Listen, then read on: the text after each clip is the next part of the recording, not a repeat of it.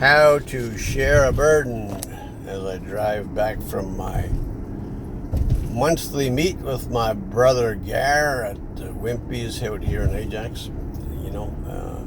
It's been a great tradition. We've kept going. We used to do it every week, and you know how life is.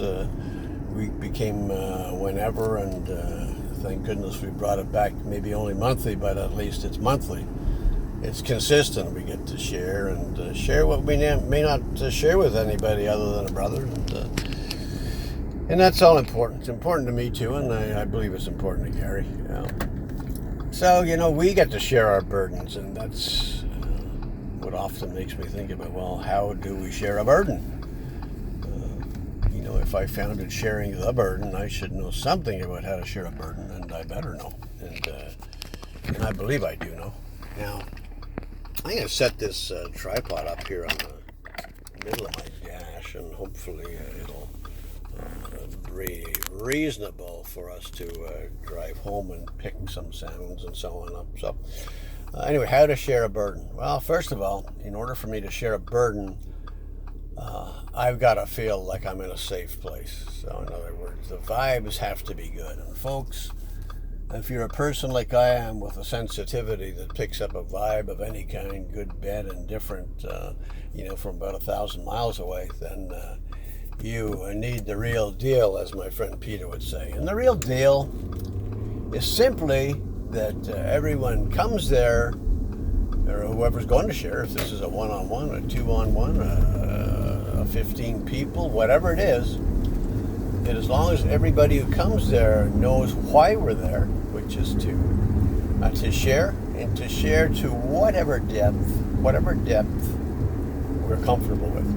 And as I say, the more consistent, comfortable, gentle, and so on the vibes are, the greater that sharing is going to be. And you can count on that, folks. And I'm serious about that. You can just count on it. So, how do we make that happen?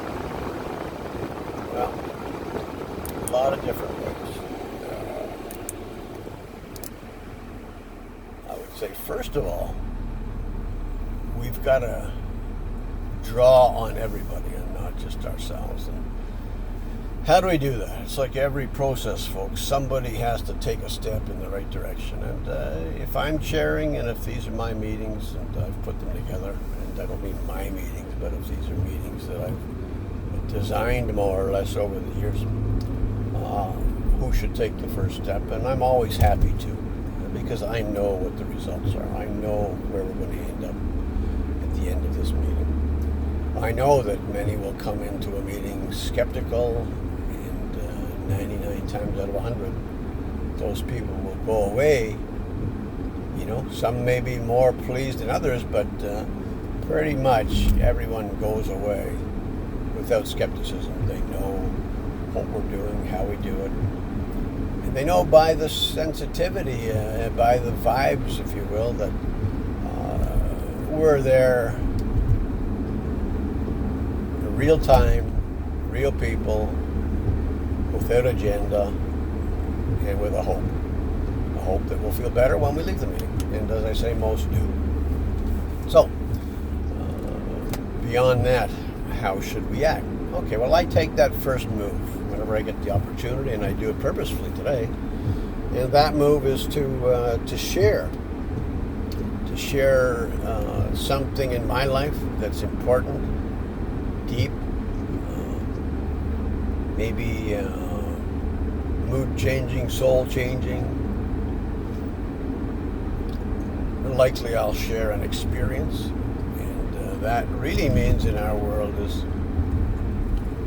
how did I feel during, how did I feel as a result of, maybe how did I feel before the experience. And I will talk of hurtful things often, and most hurtful, of course, being the loss of my son to a drug overdose, to fentanyl, the drug that is killing off so much of our youth today, and many innocent young people who start off by drinking a beer, having a cigarette, and moving ahead as many do who start that way. go from a cigarette to a joint. You go from a beer to a joint to a line that makes you feel intelligent, quick, and on the ball. To a mixture of two, so that you can have the best of both worlds. A little bit high, a little bit out of it, but then back to the sharpness, so you use one to offset the other, and then you'll get into uppers versus downers, and then you might want an exceptional kind of high, maybe try a needle, and that may mean heroin, that may mean speed, that may mean fentanyl, various prescription drugs that can be boiled up and shot or mixed with other things, and so on. And if the propensity to addiction is there, the genetic flaw that leads to same, then boom, we have another addict on our hands, and someone without a spiritual help of some sort is likely going to end in disaster, death, incarceration, hospitalization, institutionalized, or all of those things.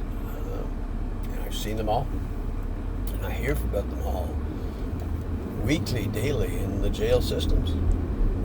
This is what we do with that stuff. So I will tell a story about how my son moved along that trail and eventually died of an overdose at the age of 35. After 20 years of recovery effort, supreme effort in many cases. I believe he followed the path of his life exactly as we all do. I believe we do our best, and that was his best, and his best was to end early, and my best would be to build a legacy from his tragedy, and that's what we're doing with Sharing the Burden. So I'll share something along those lines, and then people are comfortable to share. Usually they will share a lot deeper than they would have otherwise, and one lead to the other, and in a spiritually miraculous setting, people change, instant change. And within this deep sharing, a sense of hope seems to surge and well up inside, and as an expression of suppressed, buried, deeply hidden secrets, things, as they come out. A new freedom for hope. Hope wells up. Hope comes up from down in there, as freedom allows not only secrets and suppressed and buried things to appear, but hope appears, and hope appears pretty loud. And if hope has a little momentum and is built on a little, it'll overtake all the others, and hope will create the groundwork and the forum for true recovery, and that's what we're all about. So folks, as we do this with an honest, sincere, prayerful heart, as we set out by example to share the hurting things in life, others will do the same. The Lord knows recovery is also contagious, as much as the drugs, the ways of life, the behaviors, the habits, the addictions, as much as those things are contagious and addictive, so is hope, so is recovery, so is the realm of spiritual change that, in my mind, in my belief system, generates change of every other kind in a wonderful, beautiful way. Folks, my prayer is,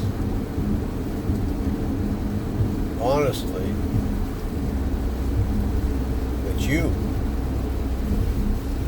will be able to share your burdens, and that if you are not able to come to our Sharing the Burden Fellowship in some way, whether it's to be a volunteer in a jail, whether it's to be member of a unique group such as we have in Scarborough and Markham, whether it's to be friends of the fellowship, whether it's to be a contributor to help us make this thing work, to make it spread where it should spread,